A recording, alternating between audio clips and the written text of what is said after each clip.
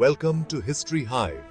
मैं हूं host name और आज हम बात करेंगे कुछ ऐसे हिस्टोरिकल इवेंट्स के बारे में जो इतने इंटरेस्टिंग हैं कि आपको सोचने पर मजबूर कर देंगे।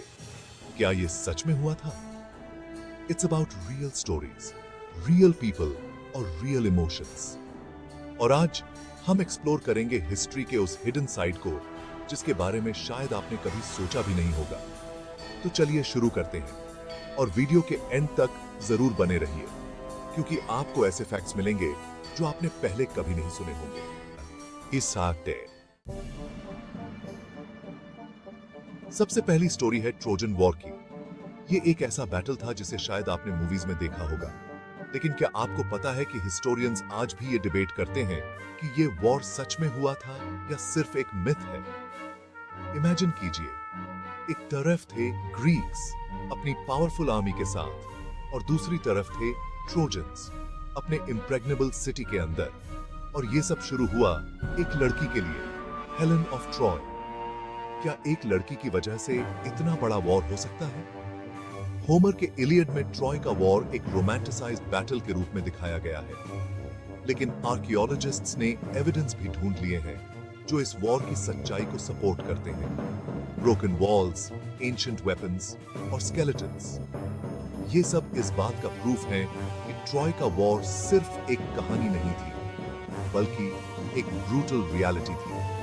ग्रीक्स ने एक जायंट वुडन हॉर्स बनाया और उसमें अपने सोल्जर्स को छुपा दिया। ट्रोजन्स ने इस हॉर्स को अपने सिटी में ले लिया, ये सोचकर कि ये उनकी विक्ट्री का गिफ्ट है। लेकिन रात को जब ट्रोजन सो रहे थे तो ग्रीक सोल्जर्स हॉर्स से बाहर निकले और सिटी के गेट्स खोल दिए। क्या आपको लगता है कि ट्रोजन वॉर सच में हुआ था? कमेंट्स में अपनी थॉट्स शेयर करें। और अब बात करते हैं क्लियोपैट्रा और जूलियस सीजर की। ये रोमांस किसी भी बॉलीवुड मूवी से कम नहीं है। क्लियोपैट्रा और सीजर की कहानी में ड्रामा, इंट्रीग और पावर का ऐसा मिश्रण है जो इसे एक अनफॉरगेटेबल सागा बनाता है।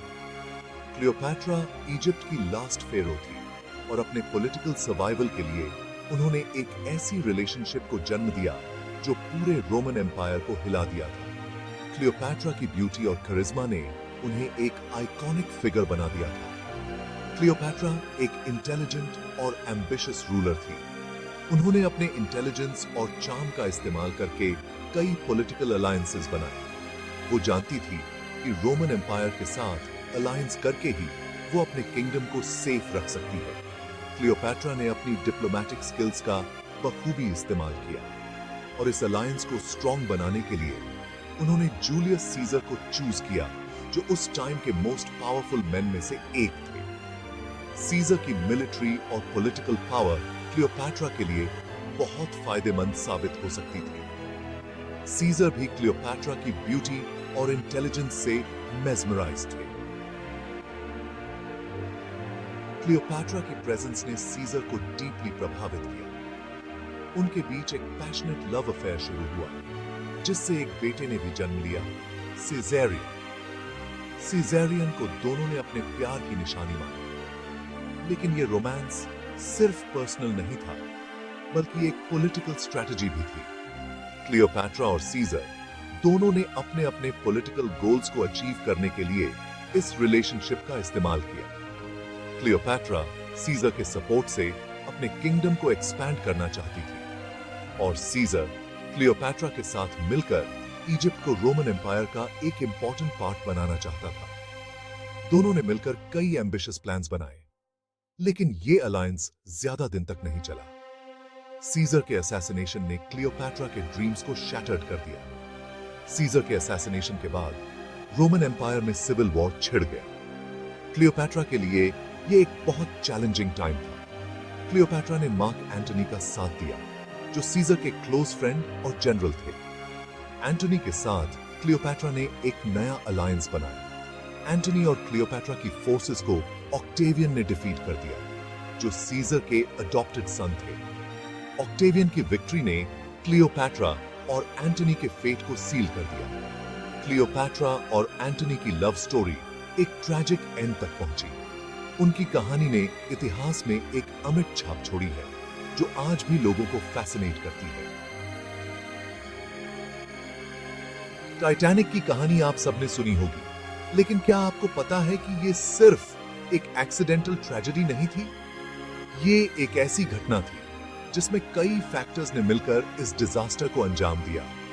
टाइटैनिक को अनसिंकेबल माना गया था, लेकिन जब ये शिप अपने फर्स्ट वॉयज पर था तो किस किस तरह की नेग्लिजेंस और बैड लक ने इस डिजास्टर को अंजाम तक पहुंचा दिया। इस शिप की डिजाइन और कंस्ट्रक्शन में कई ऐसी कमियां थीं जो बाद में सामने आई। 15 अप्रैल 1912 की वो रात जब टाइटैनिक नॉर्थ अटलांटिक ओशन में डूब रहा था, वो एक ऐसी रात थी जिसको दुनिया कभी नहीं भूल सकती। उस रात का सन्नाटा और ठंडा पानी सब कुछ एक भयानक सपने जैसा था। 2200 से ज्यादा लोग उस शिप पर थे, अपने ड्रीम्स और एस्पिरेशंस के साथ, लेकिन उनमें से ज्यादातर को यह पता नहीं था कि ये उनकी आखिरी रात है। उन लोगों में कई फैमिलीज, कपल्स और इंडिविजुअल्स थे जो एक नई जिंदगी की तलाश में थे। टाइटैनिक को उस टाइम का इंजीनियरिंग मार्वल माना जाता था। इसकी कंस्ट्रक्शन में सबसे बेहतरीन टेक्नोलॉजी और मटेरियल्स का इस्तेमाल किया गया था। इतना बड़ा और लग्जरियस शिप जिसको डूबना इम्पॉसिबल लगता था। इसके इंटीरियर्स इतने ग्रैंड थे कि लोग इसे एक फ्लोटिंग पैलेस कहते थे। लेकिन नेचर के आगे इंसान की कोई पावर नहीं चलती। चाहे कितनी भी एडवांस टेक्नोलॉजी क्यों ना हो, नेचर के सामने सब बेकार है। टाइटैनिक की स्पीड बहुत ज्यादा थी और उस रात विजिबिलिटी भी कम थी। कैप्टन और क्रू ने स्पीड कम करने की वार्निंग्स को इग्नोर कर दिया। आइसबर्ग वार्निंग्स को इग्नोर कर दिया गया और जब तक आइसबर्ग को देखा गया तब तक बहुत देर हो चुकी थी। लुकआउट ने आइसबर्ग को देखा, लेकिन तब तक कोलिजन अवॉइड करना इम्पॉसिबल था। टाइटैनिक आइसबर्ग से टकरा गया और उसमें एक बड़ा सा होल हो गया। इस कोलिजन ने शिप के कई कंपार्टमेंट्स को डैमेज कर दिया। शिप में पानी भरने लगा और धीरे धीरे वो डूबने लगा। पैनिक और केओस के बीच लोग अपनी जान बचाने की कोशिश कर रहे थे। लाइफ बोट्स की कमी थी और जो लाइफ बोट्स थी भी वो पूरी कैपेसिटी से नहीं भरी गई थी।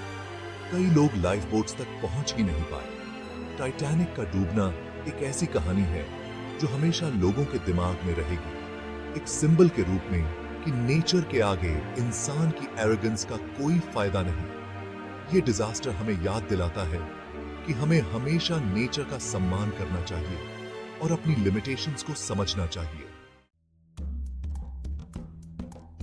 और अगर हम वियर्ड और मिस्टीरियस हिस्ट्री की बात करें तो रास्पुटिन की स्टोरी को कैसे भूल सकते हैं। रास्पुटिन की कहानी एक ऐसी कहानी है जो रहस्यों और विवादों से भरी हुई है। रशिया के लास्ट जार के कोर्ट में रास्पुटिन का होना एक बहुत बड़ा कंट्रोवर्सी था। जार निकोलस द कनिंग और उनकी पत्नी सारिना अलेक्जेंड्रा के कोर्ट में रास्पुटिन की उपस्थिति ने कई सवाल खड़े कर दिए थे। एक ऐसे आदमी जो अपने आप को हीलर और मिस्टिक कहते थे, उन्होंने रशिया की रॉयल फैमिली को पूरी तरह से अपनी इन्फ्लुएंस में ले लिया था। रास्पुटिन ने अपने आप को एक डिवाइन फिगर के रूप में प्रस्तुत किया और लोगों को विश्वास दिलाया कि वह चमत्कार कर सकता है। ग्रिगोरी रास्पुटिन, एक self proclaimed Holi man, Russia के एक रिमोट विलेज से आया था। वह एक साधारण किसान परिवार से था, लेकिन उसकी किस्मत ने उसे एक अलग ही दिशा में ले जाया। उसके बारे में कहा जाता था कि उसमें सुपरनैचुरल पावर्स हैं और वो बीमार लोगों को ठीक कर सकता है। रास्पुटिन के हीलिंग पावर्स की कहानियां दूर दूर तक फैल गईं और लोग उसे एक चमत्कारी व्यक्ति मानने लगे। रास्पुटिन की सारिना अलेक्जेंड्रा से मुलाकात हुई, जिसके बेटे अलेक्से को हीमोफीलिया था। हीमोफीलिया एक ऐसी बीमारी है जिसमें खून का थक्का नहीं जमता और छोटी सी चोट भी जानलेवा हो सकती है। रास्पुटिन ने अलेक्से के ब्लीडिंग को रोकने में हेल्प की और सारिना उसकी डिवोटी बन गई। सारिना अलेक्जेंड्रा ने रास्पुटिन को एक डिवाइन हीलर मान लिया और उसे अपने परिवार का हिस्सा बना लिया। सारिना के थ्रू रास्पुटिन का जार निकोलस द मार्शियन पर भी इन्फ्लुएंस बढ़ने लगा। जार निकोलस द ने भी रास्पुटिन की सलाहों को मानना शुरू कर दिया, जिससे रास्पुटिन की पावर और बढ़ गई। रास्पुटिन ने अपने पोजीशन का यूज करते हुए अपने लिए पॉलिटिकल फेवर्स लिए और अपने ओपोनेंट्स को रिमूव करवाया। उसने अपने दुश्मनों को कोर्ट से बाहर निकलवाया और अपने समर्थकों को महत्वपूर्ण पदों पर बिठाया। लोग रास्पुटिन से डरते थे और उससे नफरत करते थे।